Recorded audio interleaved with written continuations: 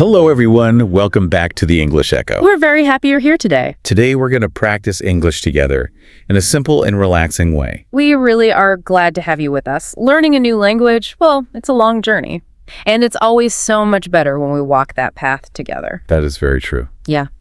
So today, we are talking about probably the biggest mystery in language learning. Oh, definitely. It's a feeling that, almost every single English learner knows. Right. Why is it that you can understand a 2-hour Hollywood movie perfectly, but you completely freeze when a stranger just says hello? It is such a frustrating mystery. I mean, I want you, the listener, to really imagine this situation. You are sitting in your comfortable living room. Yeah, nice and cozy on the sofa. Exactly. And you are watching a really great movie in English. You are listening to the actors talk, and you feel wonderful. Because you actually understand them. Yes. You understand the complex story. You even laugh at the jokes. Oh, that's the best feeling. It is. You think to yourself, wow, my English is getting really good. I understand everything. You feel so proud. I mean, you feel confident. But then, the very next morning, you go to a local coffee shop. Right. You're standing in line, and the person next to you smiles and asks a simple question. They just say, "What are you doing today?" And suddenly, your mind goes completely blank. Yes. You freeze. I mean, you know the words. You know exactly what the question means. You do. If you had a pen and paper right there, you could write a beautiful, perfect answer. But your mouth just won't move. Exactly. Your heart beats faster. You hesitate. You say, and finally you just smile and say, nothing much. Right. Yeah. And as you walk away with your coffee, you feel so angry with yourself. Yeah, you really do. You think, I have studied English for years. I know thousands of words. Why can't I just speak normally? Okay, let's unpack this. Yeah. It feels like reading a recipe perfectly in a book, but when you step into the kitchen, you suddenly forget how to cook. Oh, I love that example. That is exactly what it feels like. Right. Like when you read the recipe for a chocolate cake, you understand all the ingredients. You understand the steps. You think this is easy. Exactly. Mix the flour, add sugar, bake. But then you close the book, you stand in your actual kitchen, you look at the flour, and your hands just, they don't know what to do. You end up making a huge mess. A huge mess. So is it because we don't know enough vocabulary? Do we just need to learn more words? That is a wonderful example, but the answer is no. It's definitely not a lack of vocabulary. It's not. No, not at all. It's not a lack of grammar or a problem with knowing the verb tenses. You already know those things. Right. Yes. We know this is true because you understood the movie. If you didn't know the vocabulary, well, you wouldn't understand the story on the screen. Oh, that makes sense. Right. The real reason is that listening and speaking are, they are completely different skills. Wait, I have to disagree slightly, or at least play devil's advocate here. Okay, go ahead. When I watch a really complex movie in English, my brain feels like it's working incredibly hard. I'm sure it does. Yeah, I'm following the plot, I'm listening to different accents, trying to catch fast dialogue. It doesn't feel passive at all. So why is speaking still so much harder? That's a great point. Your brain is definitely engaged when you watch a movie. But think of it this way. Okay. When you listen, you are riding on a train. Riding on a train, okay. The other person, the speaker or the actor, they built the tracks. They laid down the metal. They built the engine, and they are driving. Right, they did all the preparation. Exactly. You just sit in the passenger seat and enjoy the ride. The speaker did the heavy lifting. Ah, I see. They had to choose the vocabulary. They had to put the grammar in the right order. Yes. When you listen, your brain just takes the finished sentence and translates the meaning. Oh, wow. But when you speak, everything changes. You are no longer just the passenger. Right. When you speak, you are driving the train in HE. You are building the train tracks at the exact same time. Oh, wow. Building the tracks while the train is moving. That sounds really stressful. It is. I mean, you have to think of the idea. You have to find the exact right words in your memory. Yeah. You have to structure the grammar correctly. And you have to do all of this instantly in less than a second. Because in a real conversation, you can't wait 5 minutes to answer. Exactly. So because we don't practice building the tracks very often, we freeze. Right. It's not that we are bad at English. We are just out of practice. Yes. You are simply out of practice with the active part of the language. That makes so much sense. You have spent hundreds of hours sitting on the train, passively listening, but you haven't spent enough time actively building those tracks. Right. The connection between your brain and your mouth is just, a little bit weak right now. That's a huge relief. Right. I mean, it means it's not a problem with our intelligence. It's simply a problem of muscle memory. Exactly. And the great news is that muscle memory can be trained. We can make that connection stronger. So knowing that we are just out of practice is a huge relief. The natural next question is, how do we actually rebuild that connection in our brains? Let's smoothly pause the conversation right here. When we come back, we will look at how we learn naturally and exactly how to fix this problem. End of part 1, part 2. Welcome back. Let's continue practicing together. Yes, let's keep going. So we just learned that speaking is an active skill, like building train tracks while the train is actually moving. But how do we practice this in a good way? To answer that, I want you to think about something very natural. Think about how you learned your very first language, your mother tongue. Yeah? How did you learn it? Well, I didn't take any grammar classes when I was a baby. Right. I didn't have a textbook I couldn't even read. Exactly. As a baby, you didn't take a 30-day language course. You didn't study long lists of vocabulary. No, not at all. What did you do? You just listened. For the first year or two of your life, you just listened to your parents, you listened to your family, you took all that language into your brain. Just a lot of passive listening at first, sitting on the train, like we said earlier. Yes, but eventually something changes. Babies start copying. Oh, right. They hear a word and they try to say it. They make lots and lots of mistakes. Oh, definitely. They point at a dog and say cat. They try to say water, but it sounds like wawa. But their parents don't get angry. They just smile, they correct them gently, and the baby keeps trying. Right. They repeat the words again and again. You cannot learn to speak English just by taking a short course or reading a book. You learn by doing it. Yes, you learn by making mistakes over and over, just like a child does. Here's where it gets really interesting.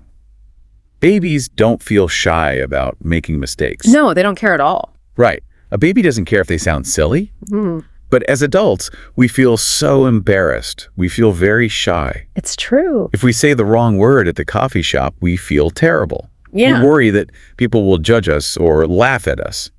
So how can we practice like a baby without feeling so much shame?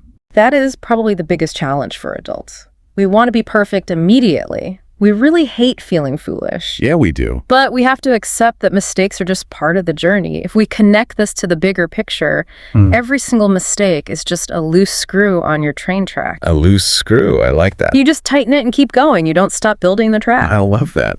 So how do we practice tightening those screws safely?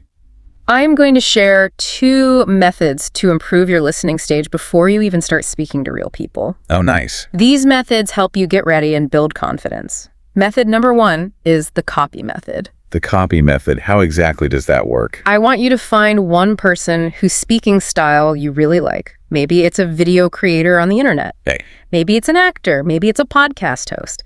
Just find one native speaker whose voice is clear and pleasant to you. Got it. When you listen to them, don't just listen to the meaning. I want you to copy them out loud. Copy them. You mean like repeat what they say like a parrot? Exactly like a parrot. But don't just copy the words themselves. Listen to their tone. Their tone. Yes, English has a special music to it. Some words are spoken loudly, some are spoken softly. Right. Listen to their rhythm. I want you to repeat the words exactly how they say them. Okay, let's try this. You be the podcast host, and I will be the English learner. Oh, fun. Okay. Give me a sentence to copy. Let's see. Okay, listen to this sentence. I am really excited to go to the park today. I am really excited to go to the park today. Good, but that was a bit robotic. Oh, really? Yeah, you just read the words, try to copy my emotion, listen to which word I push harder. Okay, let me listen.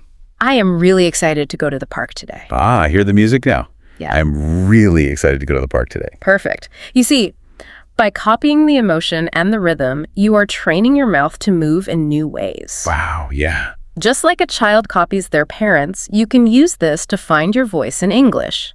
You borrow their style until you feel completely comfortable. It feels really fun, actually. It's like singing along to your favorite song on the radio. Yes. Try to match the singer's voice. Yeah. It doesn't feel like a scary test at all. Right. It's a safe way to practice the physical feeling of speaking English. But copying a podcast host is great for practicing rhythm, but real life isn't a podcast. That's true. We don't always speak in perfect, clear sentences. How do we practice for a sudden chat at a coffee shop or a busy meeting at the office? That brings us to method number 2, movies and web series. Okay. This is the best way to see real everyday situations. Think about a standard textbook. Right, the textbooks. In a textbook, the conversations are often boring and stiff. Hello, how are you? I am fine, thank you. Right, nobody actually talks like that in real life. Exactly. But in a movie or a web series, you see real life. You see people who are angry, happy, sad, and excited. Yeah. You learn exactly what to say and how to say it to different people. Because you use different words depending on who you're talking to, right? Yeah. I wouldn't talk to my boss the same way I talk to my sister. Yes, exactly. How do you talk to your best friend at a coffee shop? It's very casual. Right. How do you talk to a teacher at school? It's more respectful. How do you talk to a professional person at work? It's formal. Yes. A movie shows you all of this context. It gives you the exact natural lines for real life. So we can watch a scene in a movie, pause the video, and see how the characters speak to each other. We can borrow those real sentences to use in our own lives. Yes, and you can even combine it with the copy method. Pause the movie and try to say the actor's line with the exact same emotion. That is fantastic advice. So active listening and copying are great steps, but we still have to eventually open our mouths and build our own sentences from zero. Let's smoothly pause the conversation right here. Next, we will share 2 fun ways to practice speaking completely by yourself without anyone judging you. End of part 2, part 3. Welcome back. Now let's talk about how to practice speaking out loud. Yes, the final step. We have practiced listening, and we have copied some native speakers from videos and movies, but we still need to get over that freezing feeling. We need to practice building our own train tracks. Yes. To stop freezing, we need to train the brain to think of the idea and speak the words at the very same time. Right. We have to build a strong bridge between your thoughts and your mouth. And the best part is, well, you can do this completely alone. You don't need a partner. That is wonderful news for people who feel shy. It really is. I mean, if I am alone in my house, nobody can hear me make mistakes. There's zero embarrassment. So what are the 2 methods for practicing speaking alone? Method number 1 is the imaginary person. The imaginary person. Yes. Yeah. I want you to pretend that someone is sitting right next to you. It could be a good friend. It could be your mother. Okay. It could even be your favorite famous actor. Just imagine they are there in the room with you, sitting on your sofa. Okay, I am imagining my best friend is sitting on my sofa right now. I am in the kitchen making coffee. What do I do next? You talk to them. Out loud. Yes. You talk to them out loud about normal, boring things happening right now. It doesn't have to be a big philosophical topic. Oh, I just describe my day. Yes. For example, as you make the coffee, you can say out loud, "It's very hot today. I need to finish my work for 10 minutes and then we can go for a walk." Oh, I see. Or if I am washing the dishes, I can say, I really hate washing dishes. The water is too cold and I am tired. Exactly. Just simple, everyday sentences. That's easy enough. Or you can look at an object in your room and talk about it to your imaginary friend. Like what?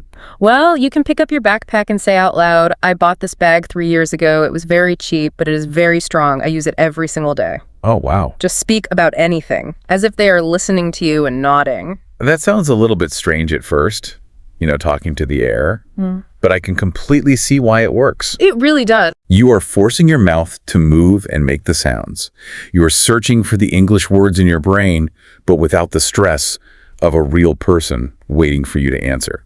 What is the second method? Method number 2 is to be the interviewer and the guest. Have a conversation with yourself. Oh, like on a late night talk show on television. Exactly. You play both roles. You ask the question and you also answer the question. That sounds fun. It is. And this raises an important question for your daily practice. How deep can you go? Ask yourself big, interesting questions out loud. What kind of questions? For example, you can sit at your desk and ask yourself, what am I doing with my life today? That is a big question. It is. And then change your voice a little bit and answer honestly out loud. Well, today I am working very hard, but I am also tired. I really want to learn new things this year. I love that. I could ask myself about my goals. Like, where do you want to travel next year? Yes. And then I answer, I want to visit Japan because I love the food and the culture. Yes. What's fascinating here is, well, it's the science behind it. By doing this, you completely remove the pressure of a real conversation. Because you are alone. Exactly. The fear is gone. If you forget a word, no one is watching you.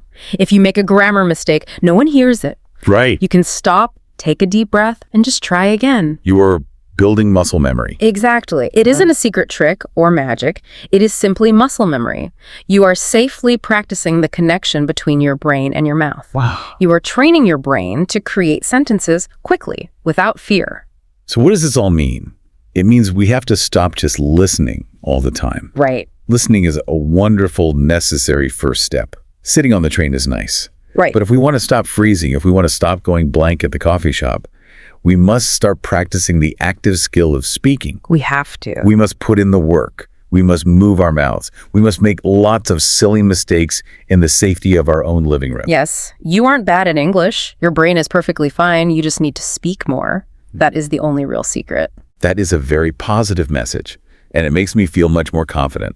And it leaves me with this final thought for you, our listener. Yes. What if your greatest English teacher isn't an expensive textbook or a famous video creator, but just yourself, speaking out loud to an empty room? Try it today. Imagine a good friend beside you and tell them out loud what you learned in this episode. We hope you enjoyed practicing with us today. Remember to be kind to yourself when you make mistakes. Thank you for listening to The English Echo. Keep practicing English every day. See you in the next episode. End of part 3.